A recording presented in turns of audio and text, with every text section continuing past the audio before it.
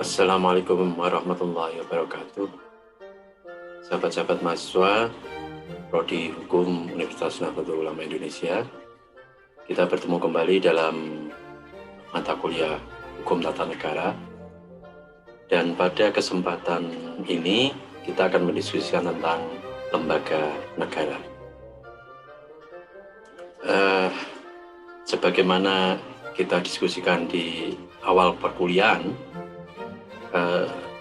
hukum tata negara itu adalah suatu disiplin dalam ilmu hukum yang mempelajari tentang negara dalam kondisi diam.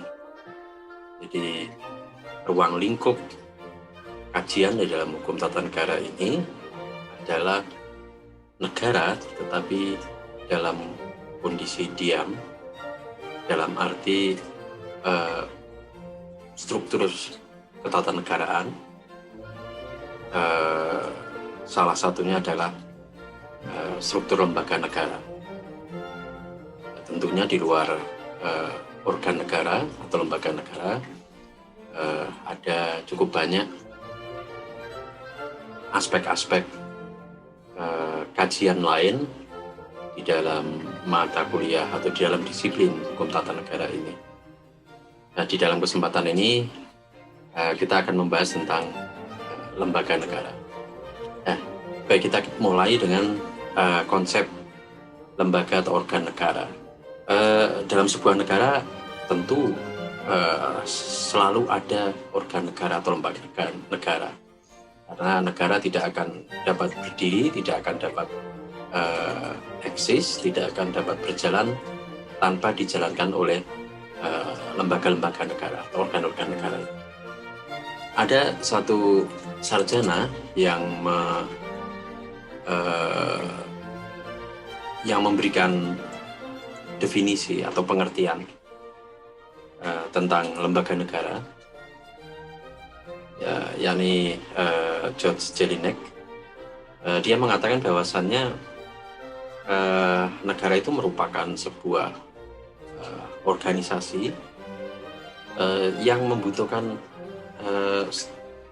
struktur yang terdiri dari beberapa lembaga, dan keberadaan beberapa lembaga yang tergabung, yang disatukan dalam sebuah struktur tadi dimaksudkan untuk menciptakan dan memelihara keteraturan, menjalankan roda pemerintahan, dan juga mencegah anarkisme, mencegah kekacauan. Kalau kita bicara roda pemerintahan di sini bukan eksekutif saja, tapi pemerintahan dalam arti luas. Karena kalau kita bicara government, pemerintahan, itu ada pengertian dalam arti sempit dan dalam arti luas. Kalau kita bicara pemerintahan dalam arti luas, itu adalah proses menjalankan kekuasaan di dalam sebuah negara, yang itu dalam pelaksanaannya bisa dibagi ke dalam beberapa organ, ada eksekutif, yudikatif, legislatif, dan organ-organ lain. Sedangkan kalau kita bicara pemerintahan dalam arti sempit, itu kita bisa maknai sebagai eksekutif atau lembaga pemerintah yang berfungsi menjalankan kebijakan. Dan jadi menurut George Jelinek ini, sebuah negara itu memerlukan beberapa lembaga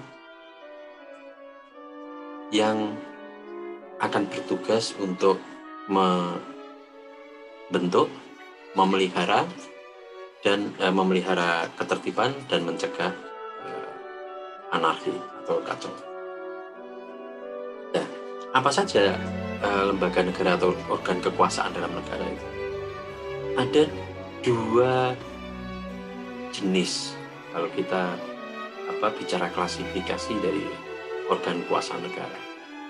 itu ada dua jenis. Yang satu adalah state main organ atau organ utama dari negara, dan yang kedua adalah state auxiliary organs atau organ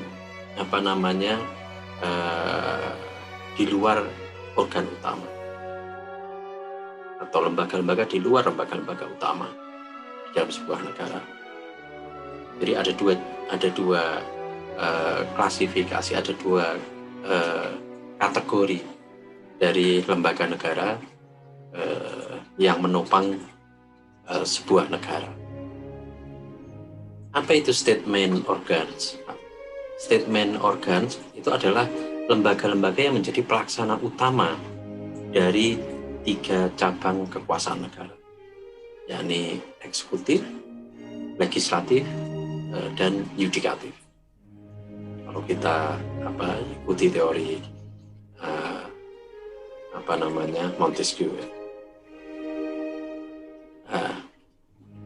Jadi kalau kita bicara organ kuasa negara, itu dari perspektif state main organ, ini dalam sebuah negara memerlukan organ atau memerlukan lembaga-lembaga yang itu harus ada karena dia menjadi penopang utama dari kekuasaan negara atau pelaksana utama dari kekuasaan negara. Itu tadi, legislatif, eksekutif, yudikatif. Dia disebut state main organ atau organ utama di negara karena keberadaan organ atau lembaga ini akan sangat mempengaruhi keberlangsungan sebuah negara. Jadi kalau 3 jenis lembaga ini tidak ada atau salah satunya tidak ada, maka keberadaan negara itu tidak akan bisa dipertahankan. Tentunya kalau kita bicara dalam sistem demokrasi. Jadi kalau salah satu dari 3 lembaga ini, apakah eksekutif misalnya, kalau sebuah negara tanpa memiliki lembaga eksekutif, ya pasti tidak akan bisa jalan, karena tidak akan ada yang bisa menjalankan pemerintah. Kalau negara tidak memiliki lembaga legislatif, juga tidak akan bisa berjalan kalau negara itu negara demokrasi, karena partisipasi rakyat atau kedaulatan rakyat itu tidak bisa ditegakkan. Demikian juga kalau nggak ada yudikatif. Kategori kedua adalah state auxiliary organs, yakni lembaga-lembaga yang dibuat untuk mengoptimalkan pelaksanaan dari check and balances antar lembaga negara. Jadi state auxiliary organs ini dia di luar 3 lembaga utama tadi, di luar state main organs, tetapi keberadaannya itu dibentuk untuk mengoptimalkan pelaksanaan check and balances di antara 3 lembaga ini. Sebagai contoh, kalau di Indonesia ada Badan Pemeriksa Keuangan, ada Komisi Yudisial, ada Mahkamah Konstitusi. Itu adalah lembaga-lembaga yang dibentuk untuk mengoptimalkan pelaksanaan check and balances.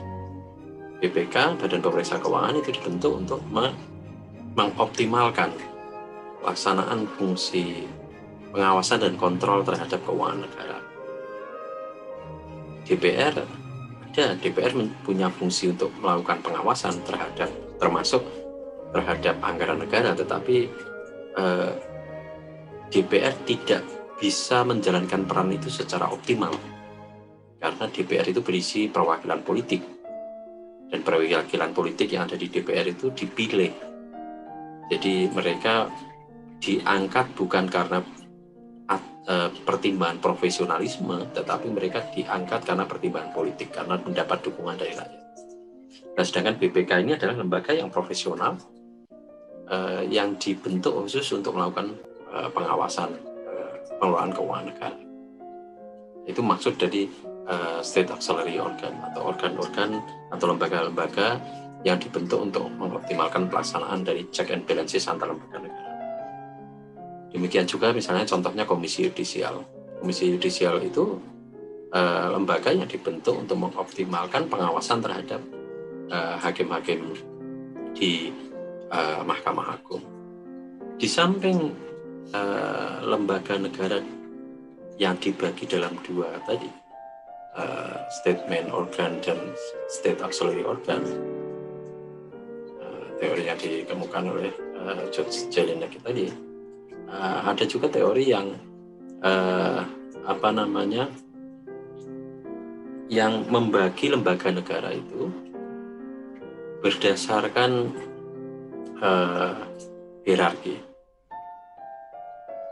Jadi ada lembaga yang memiliki hierarki tinggi di lembaga tinggi negara. Ada yang lapis kedua, lembaga negara, bukan lembaga tinggi negara. Dan ada lembaga daerah. Teori kedua ini dia membagi organ negara itu atau lembaga negara itu berdasarkan lapisan. Jadi ada lembaga tinggi negara, lembaga negara, dan lembaga daerah.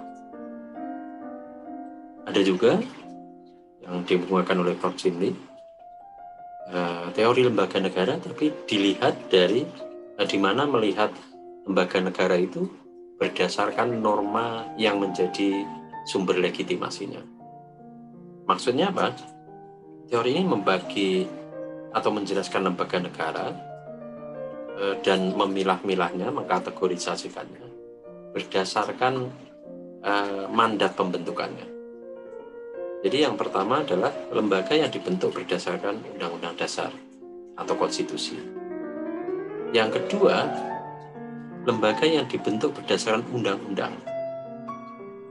Jadi yang pertama tadi lembaga yang dibentuk berdasarkan Undang-Undang Dasar. Itu di Undang-Undang Dasar kan ada beberapa lembaga yang memang disebut secara khusus. Jadi DPR, Presiden, Mahkamah Agung, ada Mahkamah Konstitusi, ada BPK. Jadi itu adalah lembaga-lembaga yang dibentuk berdasarkan Undang-Undang Dasar. Yang kedua, ada lembaga-lembaga yang dibentuk berdasarkan undang-undang. Jadi dia levelnya di bawah yang pertama tadi. Jadi misalnya di sini BPJS, ada cukup banyak lembaga yang memang dia dibentuk karena perintah undang-undang. Yang ketiga adalah lembaga yang dibentuk berdasarkan peraturan pemerintah atau peraturan presiden. Jadi ini jauh di bawahnya lagi kedudukannya. Nah, yang keempat adalah lembaga yang dibentuk berdasarkan peraturan menteri. Bagaimana dampak dari sumber legitimasi dari lembaga ini? Nah, ini nanti dampaknya adalah pada kekuatan kedudukan mereka dan sustainability dari keberadaan mereka atau keberlangsungan dari keberadaan mereka. Jadi lembaga yang dibentuk oleh konstitusi atau oleh Undang-Undang Dasar, maka dia memiliki kedudukan yang sangat kuat dan dia akan terus ada. Dia akan terus ada sepanjang konstitusi atau undang-undang dasarnya tidak diubah. Kalau kita lihat di dalam kategori pertama ini, lembaga yang dibentuk berdasarkan undang-undang dasar, ini sebenarnya juga ada dua macam. Jadi yang pertama adalah lembaga yang dibentuk berdasarkan mandat undang-undang dasar dan secara spesifik. Jadi dia disebutkan di situ namanya. Jadi DPR, Presiden, kemudian MPR, kemudian Mahkamah Agung, Mahkamah Konstitusi, BPK dan sebagainya. Itu lembaga yang dibentuk berdasarkan mandat konstitusi, mandat undang-undang dasar, dan dia disebut secara spesifik. Nah, ini kekuatannya sangat besar dan sustainability-nya, keberlangsungan keberadaannya sangat kuat. Dia tidak akan bisa bubar kecuali konstitusinya diubah. Yang kedua adalah lembaga yang hanya disebut fungsinya. tetapi namanya tidak disebut di dalam konstitusi atau di dalam undang-undang dasar. Ya, ini contohnya adalah lembaga penyelenggara pemilu. Jadi di konstitusi itu, di undang-undang dasar hanya disebut pemilu diselenggarakan oleh suatu komisi pemilihan umum. Jadi dia hanya menyebut fungsi lembaga penyelenggara pemilu. Dia tidak sebut namanya apa di situ. Kebetulan komisi pemilihan umum itu disebut nama itu dipergunakan untuk menyebut KPU sekarang. Ya, tetapi KPU yang sekarang ini yang bermarkas di Bonjol itu bukan lembaga yang namanya disebut secara khusus di dalam konstitusi, karena norma di dalam pasal 22 itu hanya menyebut fungsi sebenarnya. Undang-undang pemilu kemudian menjabarkan lebih lanjut lembaga-lembaga yang menjalankan fungsi menyelenggarakan pemilu itu, dan itu dijabarkan menjadi 3. Ada KPU, kemudian ada Bawaslu, ada DKPP. Dan kategori kedua ini memiliki derajat yang lebih yang lebih lemah sebenarnya. Kalau dibilang kuat dan lemah ya, tapi dari sisi yang dimasukkan dengan lemah ini dari aspek sustainability dari atau keberlanjutan dari eksistensi lembaga itu. KPU bisa saja diganti namanya menjadi komisi atau menjadi badan penyelenggara pemilu.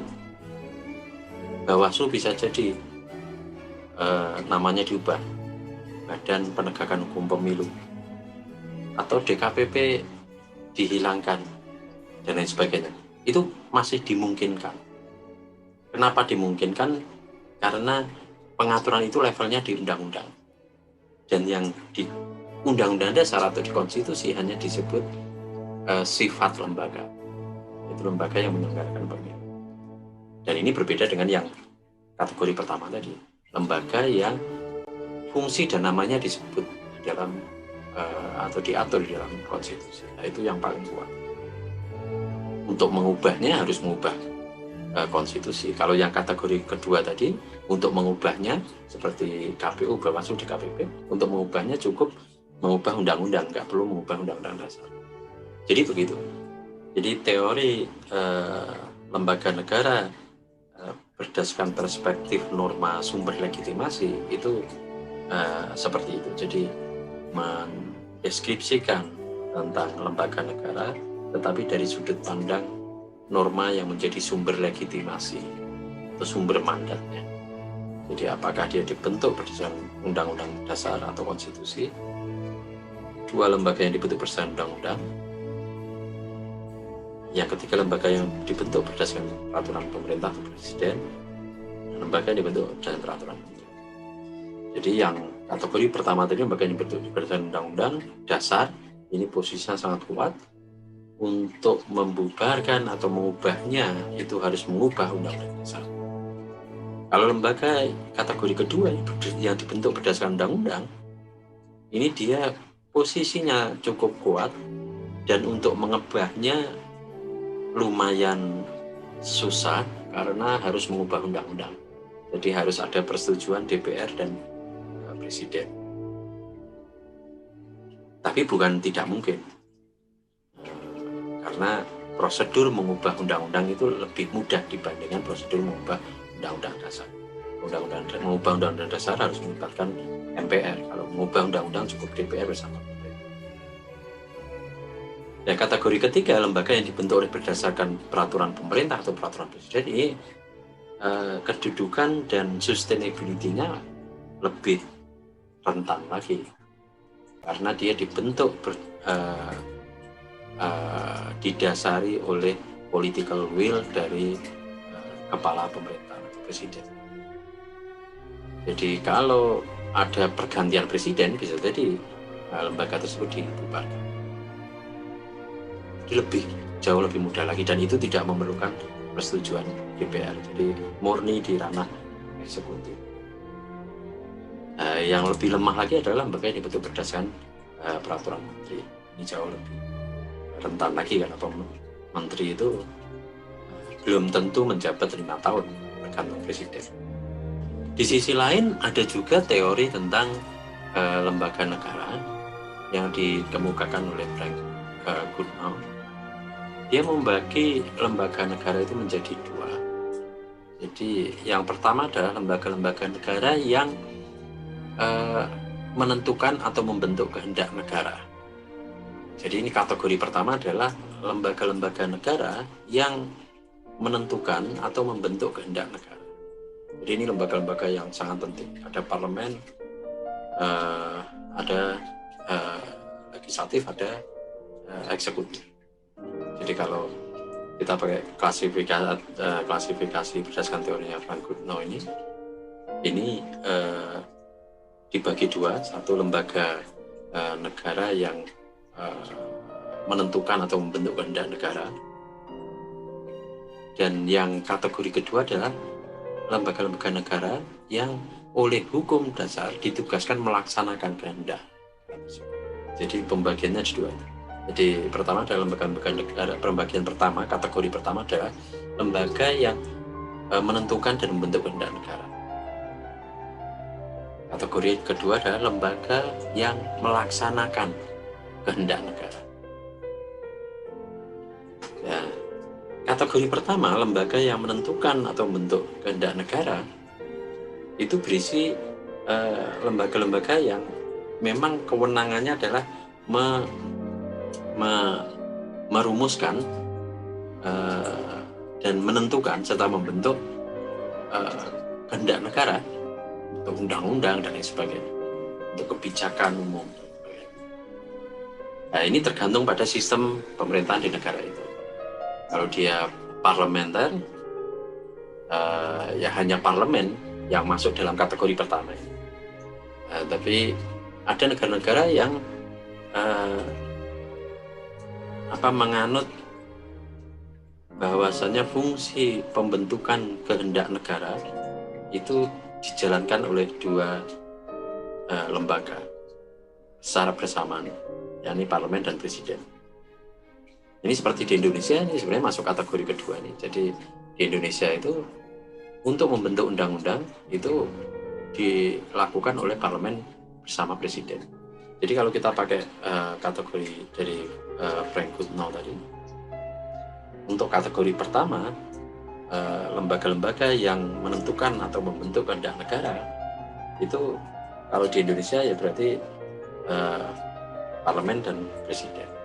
Nah, kategori kedua adalah lembaga yang ditugaskan untuk melaksanakan kehendak negara. Kategori kedua ini berarti adalah presiden bersama jajarannya, yaitu kementerian, lembaga non kementerian maupun pemerintah daerah, itu yang di bawah jajaran eksekutif. Di sisi lain ada juga lembaga-lembaga negara yang lain yang ditugaskan untuk melaksanakan kehendak negara. Jadi misalnya ada KPK, ada BPK, KPU, kemudian Mahkamah Agung dan sebagainya. Itu masuk kategori lembaga-lembaga yang ditugaskan untuk melaksanakan kehendak negara. Jadi dari sini kita bisa melihat teori-teori tentang lembaga negara itu ada setidaknya, ini saya sampaikan ada 3, tapi di luar itu masih cukup banyak, nanti bisa dipelajari sendiri. Jadi setidaknya ada teori dari Judge Jelinek yang membagi lembaga negara itu dalam 2 kategori, state main organ dan state auxiliary organ. Kemudian dari Frank Goodnow ini yang membagi lembaga negara itu dalam 2 jenis juga, jadi 2 kategori juga. Satu, lembaga negara, lembaga yang menentukan atau membentuk kehendak negara, dan lembaga yang melaksanakan kehendak. Teori yang ketiga yang disampaikan oleh Prof. Jimli tadi, lembaga negara dilihat dari perspektif lapisannya. Ada lapisan lembaga tinggi, lapis pertama itu lembaga tinggi negara, lapis kedua lembaga negara, lapis ketiga adalah lembaga daerah, dan juga ada lembaga negara dilihat dari sumber legitimasi atau mandat pembentukan. Nah, sekarang bagaimana lembaga negara di Indonesia? Lembaga negara di Indonesia sebenarnya bisa dilihat dari tiga teori tadi. Jadi kalau kita pakai teorinya George Jelinek, itu statement organnya ya DPR, Presiden, DPR plus MPR ya, Presiden, kemudian Mahkamah Agung. Sedangkan state auxiliary organnya ada BPK, KPK, kemudian Mahkamah Konstitusi, ada Komisi Yudisial, ada KPU dan lain sebagainya. Kalau pakai teorinya Frank Gugno tadi, kita hubungkan dengan lembaga negara di Indonesia, itu lembaga yang menentukan kehendak negara, yang membentuk kehendak negara itu ya MPR, DPR bersama Presiden. Sedangkan lembaga yang melaksanakan kehendak negara itu Presiden bersama jajarannya. Terus kemudian lembaga-lembaga negara yang lain yang memang ditugaskan oleh undang-undang atau undang-undang dasar untuk melaksanakan kehendak negara seperti BPK, KPK, Mahkamah Agung dan sebagainya. Kalau kita lihat lembaga negara di Indonesia, ini ada dua fase lembaga negara sebenarnya. Ada dua fase konfigurasi lembaga negara. Yang pertama adalah fase sebelum amandemen konstitusi, sebelum perubahan UUD 45. Dan fase kedua adalah lembaga negara, struktur lembaga negara setelah perubahan UUD 45 atau amandemen konstitusi. Jadi kalau sebelum amandemen konstitusi, struktur lembaga negara di Indonesia itu dibagi dalam lembaga tertinggi negara dan lembaga tinggi negara. Di lembaga tertinggi negara itu MPR, kemudian lembaga tinggi negara itu DPR, Presiden, Mahkamah Agung, DPA, BPK, dan sebagainya. Kenapa strukturnya semacam itu? Karena di dalam UUD 45 sebelum amandemen itu dianut supremasi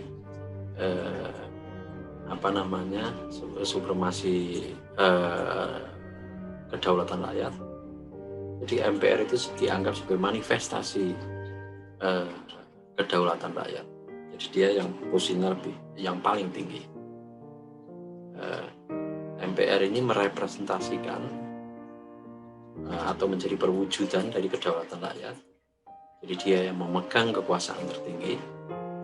Baru kekuasaan dari situ, kekuasaannya dibagi-bagi ke legislatif ke DPR, eksekutif ke Presiden, yudikatif ke MA, terus ke beberapa lembaga yang lain seperti BPA, BPK, Dewan Pertimbangan Agung dan lain sebagainya. Jadi sebelum amandemen konstitusi ada struktur lembaga tertinggi negara yang yakni MPR, yaitu menjadi perwujudan dari kedaulatan rakyat. Dan setelah amandemen konstitusi itu struktur lembaga negara berubah. Jadi tidak ada lagi lembaga tertinggi negara. Jadi yang ada itu adalah lembaga tinggi negara. Jadi semuanya itu setara. Jadi MPR itu setara di posisi tidak lagi disebut sebagai lembaga tertinggi negara. Jadi dia sama strukturnya dengan lembaga-lembaga negara yang lain. Presiden dengan BPK, dengan DPR, MA dan sebagainya. Jadi amandemen konstitusi itu menghilangkan kedudukan MPR sebagai lembaga tertinggi negara. Jadi MPR tidak lagi menjadi perwujudan dari kedaulatan rakyat, karena kedaulatan rakyat itu dilaksanakan dengan cara tidak hanya memilih wakil rakyat di lembaga legislatif, tapi juga memilih wakil rakyat yang duduk di lembaga eksekutif. Presiden dipilih secara langsung juga oleh rakyat. Jadi mereka semua menjadi perwujudan dari kedaulatan rakyat. Jadi kalau kita lihat lembaga negara di Indonesia, tadi itu ada struktur sebelum amandemen dan setelah amandemen. Di luar itu, struktur lembaga negara di Indonesia ini pada dasarnya itu mencerminkan atau dapat dipotret dari setidaknya 3 teori tadi. Semuanya bisa masuk di dalam struktur lembaga negara di Indonesia. Jadi kalau kita pakai teorinya Jelinek, ini juga bisa. Jadi di Indonesia itu ada state main organsnya, ada state auxiliary organs. Jadi yang state main organnya ada presiden, ada eksekutif, legislatif, yudikatif. State auxiliary organnya itu ada komisi yudisial, ada BPK, ada KPU. Jadi intinya ada eksekutif, ada legislatif, ada yudikatif, terus kemudian ada state auxiliary organ. Nah, sekarang kita coba bahas satu persatu. Yang pertama adalah lembaga legislatif. Jadi lembaga legislatif di Indonesia ini adalah lembaga perwakilan rakyat, di mana dalam sejarahnya di Indonesia ini keterwakilan di dalam lembaga legislatif itu pernah terdiri dari 3 jenis, yakni keterwakilan politik, keterwakilan daerah, dan keterwakilan fungsional. Keterwakilan politik itu apa? Keterwakilan politik itu adalah keterwakilan di dalam lembaga legislatif yang dipilih melalui pemilu berdasarkan pertimbangan politik. Jadi pemilu anggota DPR itu adalah keterwakilan politik. Kemudian ada keterwakilan daerah. Keterwakilan daerah itu kalau pada masa sebelum amandemen konstitusi itu disebut putusan daerah, yang itu menjadi salah satu unsur dalam keanggotaan MPR. Tapi dalam di dalam era setelah amandemen ini ada DPD, Dewan Perwakilan Daerah. Mereka dipilih melalui pemilu dan mereka duduk dalam satu institusi sendiri, Dewan Perwakilan Daerah, dan bersama dengan DPR mereka menjadi anggota MPR. Kemudian ada keterwakilan fungsional yang itu eksis atau ada pada zaman sebelum amandemen konstitusi. Tapi keterwakilan fungsional ini hilang bersamaan dengan perubahan UUD 45. Apa itu keterwakilan fungsional? Keterwakilan fungsional itu adalah keterwakilan kalau di dalam konteks Indonesia sebelum amandemen konstitusi itu utusan golongan. Jadi dia representasi dari golongan-golongan tertentu yang dianggap perlu akselerasi, perlu afirmasi. Model perwakilan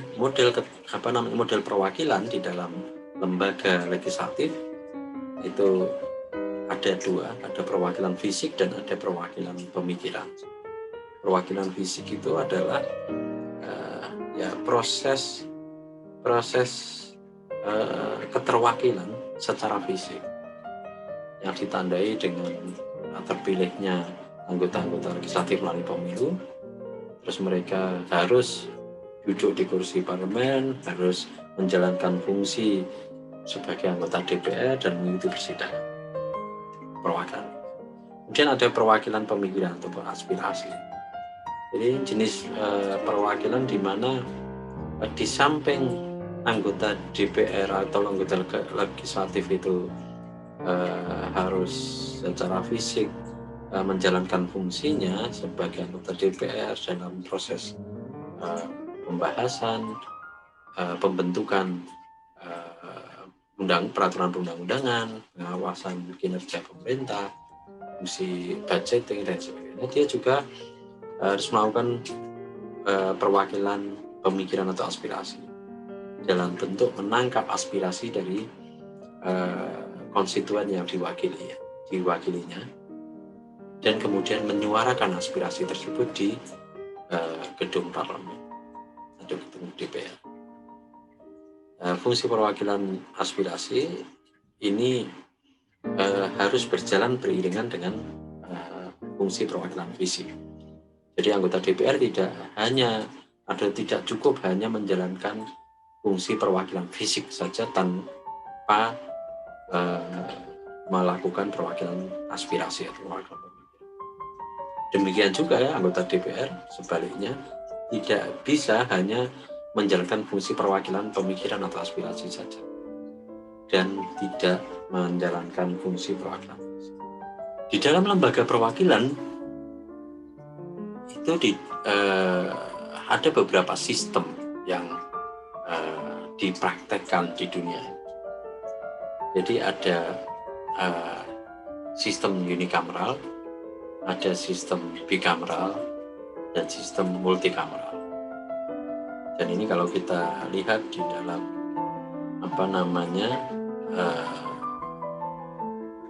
peta dunia gitu ya, itu sistem bikameral itu cukup banyak dipraktekkan. Sistem unikameral juga ada beberapa negara yang mempraktekkan. Sistem multikameral ini hanya sedikit yang. Apa itu sebenarnya sistem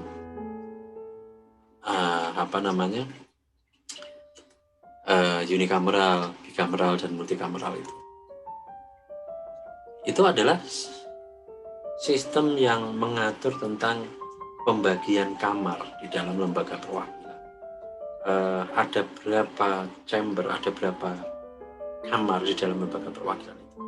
Ya, untuk menentukan kamar dalam lembaga perwakilan itu bisa dilihat dari karakteristik atau dari indikator atau dari kriteria. Jadi kamar dalam lembaga perwakilan itu biasanya memiliki ciri satu, fungsinya tersendiri. Jadi kalau ada 2 kamar, berarti 2 kamar itu memiliki fungsi yang berbeda. Kemudian memiliki anggota sendiri yang berbeda. Kemudian memiliki struktur kelembagaan tersendiri dan aturan sendiri tentang prosedur dalam lembaga tersebut. Jadi biasanya untuk bisa disebut dalam lembaga perwakilan itu ada kamar-kamar, itu harus diukur dari ada tidaknya 3 kriteria itu. Jadi apakah ada fungsi tersendiri, fungsi masing-masing yang berbeda-beda, apakah ada anggota-anggota yang tersendiri masing-masing fungsi itu, dan apakah ada struktur kelembagaan tersendiri. Bagaimana dalam sistem kelembagaan legislatif di Indonesia? Apakah sistem di Indonesia itu unikameral, bikameral, atau trikameral? Kalau unikameral itu pasti tidak ya, karena di Indonesia itu lembaga perwakilannya tidak satu. Jadi sudah jelas itu, ada DPD, ada DPR. Itu saja sudah menandakan Indonesia bukan unikameral, tidak satu kamar. Tapi persoalannya apakah sistem kelembagaan legislatif di Indonesia itu bikameral, 2 kamar, atau trikameral, 3 kamar? Ini ada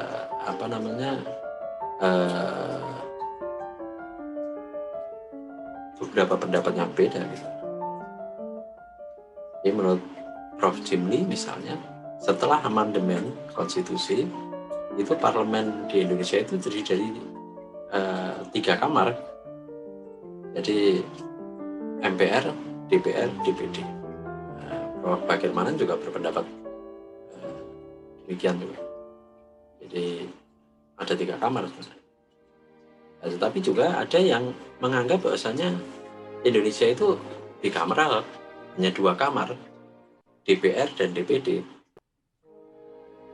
MPR itu bukan dianggap sebagai kamar dalam parlemen. Kenapa? Ya karena itu tadi, MPR tidak punya keanggotaan sendiri. Karena anggota MPR itu adalah anggota DPD dan anggota DPR. Jadi MPR itu dianggap semacam joint session. Jadi dia tidak menjalankan kegiatan sehari-hari, tidak menjalankan fungsi sehari-hari. Fungsinya itu atau tugasnya itu hanya sewaktu-waktu saja, dan itu tugas itu dijalankan bersama oleh anggotanya yang terdiri dari anggota DPR dan DPD. Ya, DPR itu ada yang menganggap hanya joint session, ya, tapi ada yang menganggap yaitu trikameral, karena MPR itu bukan hanya joint session, karena dia punya fungsi sendiri. Jadi fungsinya adalah untuk melantik presiden, untuk mengubah undang-undang dasar, menentukan kebijakan-kebijakan tertinggi gitu ya. Dan MPR juga punya struktur kelembagaan tersendiri. Jadi ada pimpinan MPR, dan itu di luar pimpinan DPR. Jadi ada yang menganggap sistem kelembagaan legislatif di Indonesia, sistem keparlemenan di Indonesia itu bikameral, dua kamar. Ada yang menganggap trikameral, tapi sebenarnya yang lebih cocok itu yang trikameral. Kelembagaan legislatif di Indonesia, parlemen itu terdiri dari 3 tadi ya, DPR, DPD, MPR. Ini masing-masing tugasnya berbeda. Jadi DPR itu keterwakilan politik, DPD itu keterwakilan teritori, keterwakilan daerah, dan MPR itu kelembagaan tersendiri yang terdiri dari anggota DPR dan DPD, dan memiliki fungsi yang tersendiri gitu ya, memiliki kewenangan tersendiri. Jadi MPR itu kewenangannya adalah mengubah dan menetapkan undang-undang dasar, melantik presiden, wakil presiden, memutuskan usul DPR berdasarkan putusan Mahkamah Konstitusi terkait dengan impeachment atau pemberhentian presiden dan wakil presiden, melantik wakil presiden menjadi presiden apabila presiden berhalangan tetap, memilih wakil presiden dari 2 calon yang ada calon presiden apabila terjadi kekosongan jabatan wakil presiden dalam masa jabatannya, terus memilih presiden dan wakil presiden apabila terjadi kondisi di mana presiden dan wakil presiden berhalangan tetap secara bersamaan di dalam masa jabatan. Jadi kalau ada satu musibah gitu, atau suatu kondisi presiden dan wakil presiden sama-sama berhalangan tetap bersamaan, sedangkan mereka masih dalam masa jabatannya, itu MPR bisa memilih presiden dan wakil presiden tanpa melalui pemilu. Sedangkan DPD itu dia perwakilan atau keterwakilan daerah. Kalau DPR keterwakilan politik gitu ya, dan tugasnya adalah mengajukan rancangan undang-undang kepada DPR yang berkaitan dengan otonomi daerah atau memiliki hubungan dengan daerah, dan ikut membahas rancangan undang-undang yang terkait dengan kedaerahan, serta memberikan pertimbangan kepada DPR terkait RUU APBN dan RUU yang berkaitan dengan pajak, pendidikan, dan agama. Kemudian dapat melaksanakan pengawasan atas pelaksanaan undang-undang terkait dengan isu-isu kedaerahan, serta menyampaikan hasil pengawasannya kepada DPR sebagai bahan pertimbangan untuk sidang. Jadi DPD ini desainnya memang menjadi keterwakilan daerah, dan dia mewakili rakyat tapi berdasarkan teritori. Jadi perwakilan rakyat itu ada berdasarkan politik, ada berdasarkan teritori. Dan sekarang kalau perwakilan berdasarkan teritori itu dia mewakili anggota DPD itu mewakili rakyat berdasarkan provinsi tanpa memperdulikan dia partai apa gitu. Jadi anggota DPD tidak boleh memperjuangkan atau memiliki preferensi politik. Preferensinya harus berdasarkan aspirasi rakyat di provinsi yang diwakilinya. Itu berbeda dengan DPR yang dia representasi politik gitu. Jadi preferensinya juga harus preferensi politik. Dia tidak perlu mempertimbangkan preferensi kedaerahan. Nah, kalau DPR itu punya fungsi legislasi, anggaran, budgeting, sama fungsi pengawasan. Sedangkan di eksekutif, di lembaga eksekutif, itu di kita itu menganut sistem presidensial. Gitu. Di sistem presidensial itu mendudukkan presiden dalam posisi yang cukup kuat. Dia tidak bisa diberhentikan oleh parlemen. Presiden mendapat legitimasi langsung dari rakyat melalui pemilu, dan dia bertanggung jawab kepada rakyat. Presiden sekaligus menjadi kepala pemerintahan. Ini berbeda dengan sistem ini ya, parlementer, di mana presiden bertanggung jawab kepada parlemen. Nah, di Indonesia kekuasaan presiden itu dia ada kekuasaan pemerintahan negara, diatur dalam pasal 4 dan pasal 5. Di presiden memegang kekuasaan pemerintahan menurut Undang-Undang Dasar. Dalam menjalankan kekuasaan pemerintahan itu, presiden juga mengajukan RUU kepada DPR dan menetapkan peraturan pemerintah untuk menjalankan undang-undang. Itu kekuasaan pemerintahan negara. Yang kedua, presiden itu juga punya kekuasaan di bidang perundang-undangan. Jadi untuk membentuk peraturan pemerintah, kemudian terlibat dalam membentuk undang-undang, membuat peraturan presiden, menetapkan perpu, dan yang ketiga, presiden juga memiliki kekuasaan di bidang justisial, maksudnya bukan presiden menjadi menggantikan peran Mahkamah Agung, tetapi kekuasaan presiden di Indonesia ini juga memiliki dimensi yudisial, di mana dalam pasal 14 itu misalnya konstitusi kita itu diatur bahwasanya presiden berwenang memberi grasi dan rehabilitasi. Presiden juga memberi amnesti dan abolisi. Itu kewenangan atau kekuasaan di bidang yudisial. Di sisi lain, presiden juga punya kekuasaan dalam hubungan luar negeri, menyatakan perang, membuat atau mengadakan perdamaian, membuat perjanjian dengan negara lain, mengangkat duta dan konsul serta menerima duta besar dari negara lain. Jadi itu adalah 4 kekuasaan presiden di Indonesia. Jadi presiden tidak hanya memegang kekuasaan eksekutif, tetapi dia juga memiliki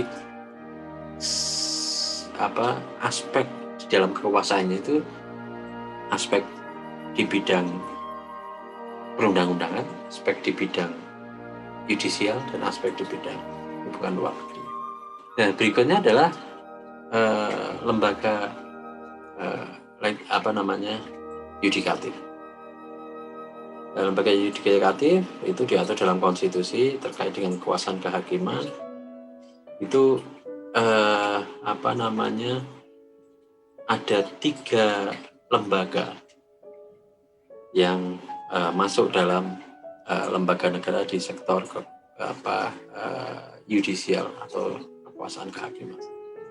Pertama adalah Mahkamah Agung pasal 24A, kemudian Mahkamah Konstitusi pasal 24C, dan Komisi Yudisial pasal 24B. Ini masing-masing peran fungsinya berbeda. Mahkamah Konstitusi itu punya kewenangan untuk menguji konstitusionalitas undang-undang terhadap undang-undang dasar, kemudian memeriksa dan memutus terkait dengan impeachment, menangani sengketa kewenangan lembaga negara, serta menangani perselisihan hasil pemilu. Sedangkan Mahkamah Agung menjalankan fungsi kehakiman secara umum, fungsi peradilan. Sedangkan Komisi Yudisial itu menjalankan fungsi untuk menjaga martabat dan kehormatan hakim. Nah, yang terakhir adalah lembaga negara penunjang.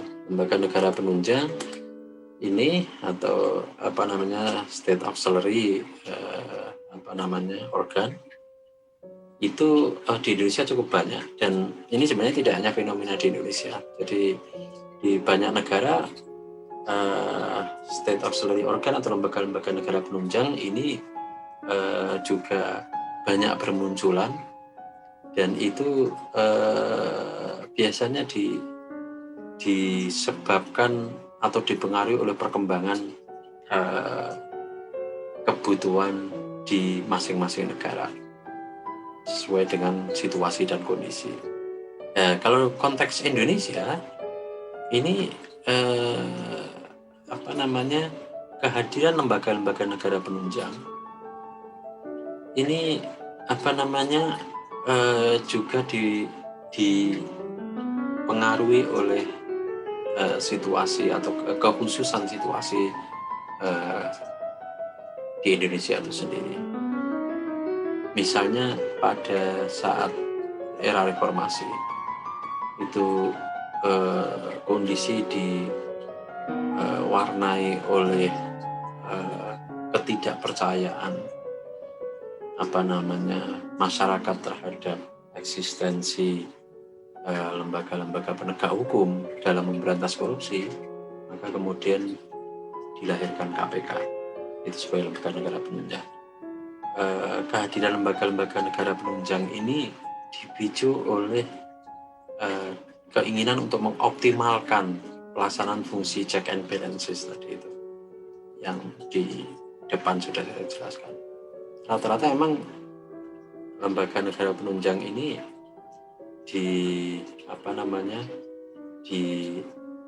dibentuk untuk karena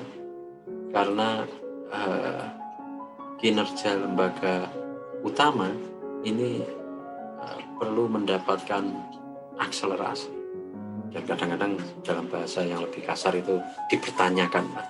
Ada beberapa kriteria dari lembaga-lembaga negara penunjang, terutama lembaga-lembaga independen seperti KPK, KPU, yaitu Komisi Yudisial dan lain sebagainya. Jadi kriteria independent regulatory agencies ini pertama adalah dia dibentuk oleh lembaga legislatif.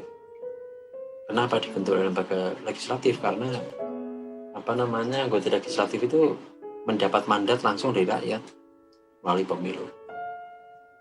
Jadi dia dibentuk oleh lembaga legislatif. Tapi sekarang dalam negara yang menganut sistem pemilu presiden secara langsung, ini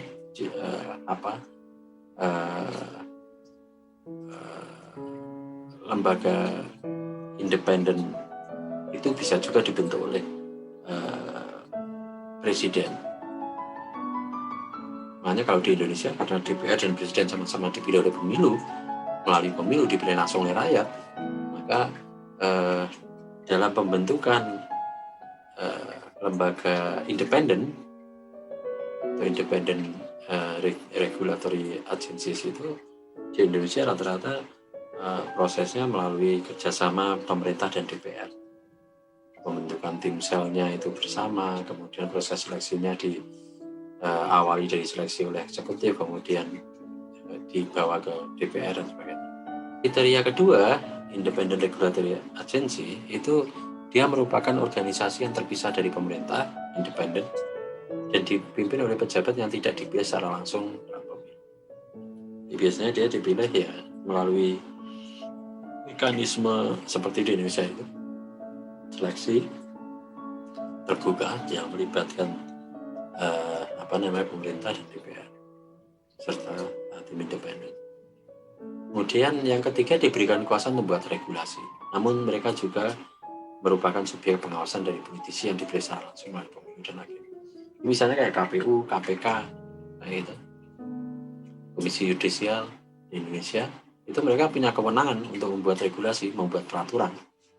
Tapi mereka juga menjadi objek pengawasan dari DPR. Kita semua harus lapor ke DPR dan mereka semua diawasi oleh DPR. Lembaga-lembaga independen itu karakteristiknya semacam itu, aktivitasnya semacam itu. Ada 3 jenis lembaga independen itu.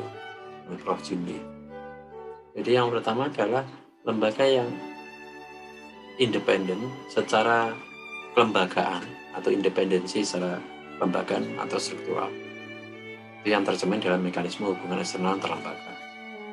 Seperti KPU, KPK itu dia independen secara struktural. Kemudian yang kedua adalah kategori independensi fungsional yang tercermin dalam proses pengambilan keputusan yang dapat berupa kebebasan dalam menetapkan tujuan atau kebijakan pokok dan kebebasan dalam menetapkan instrumen kebijakan yang tidak ditetapkan. Jadi kalau yang pertama tadi benar-benar independen, jadi institusinya itu secara kelembagaan dia independen. Kalau yang kedua ini independensinya hanya secara fungsional. Jadi dia bisa saja di bawah struktur eksekutif, tetapi dia dalam pengambilan keputusannya dia independen. Contohnya itu seperti Komisi Informasi di Indonesia. Komisi Informasi itu dia berada di bawah secara administratif dia secara kedudukan administratif dia di bawah koordinasi Kementerian Kominfo, tetapi dalam proses pengambilan keputusan dia independen. Jadi dia independensi fungsional. Kemudian independensi yang ketiga adalah independensi administratif, yaitu merdeka dalam menentukan kebijakan administrasi untuk mendukung kedua independensi sebelumnya. Ini biasanya kategori ketiga independensi administratif ini menjadi pelengkap dari kedua jenis kategori independensi yang sebelumnya, independensi institusional dan independensi fungsional.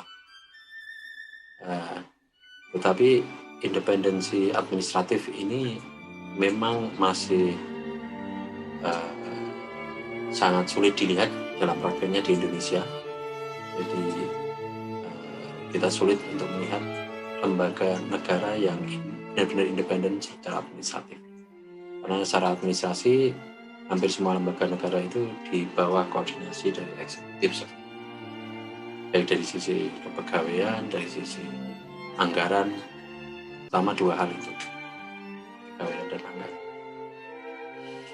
Jadi itu yang bisa saya jelaskan terkait dengan lembaga negara.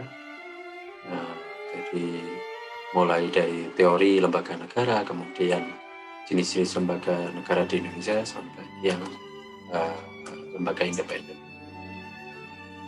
Terima kasih atas perhatiannya. Mohon maaf kalau ada kekurangan dan kesalahan. Kalau ada pertanyaan silakan disampaikan melalui kolom diskusi di e-kampus atau melalui kolom komentar di channel YouTube saya.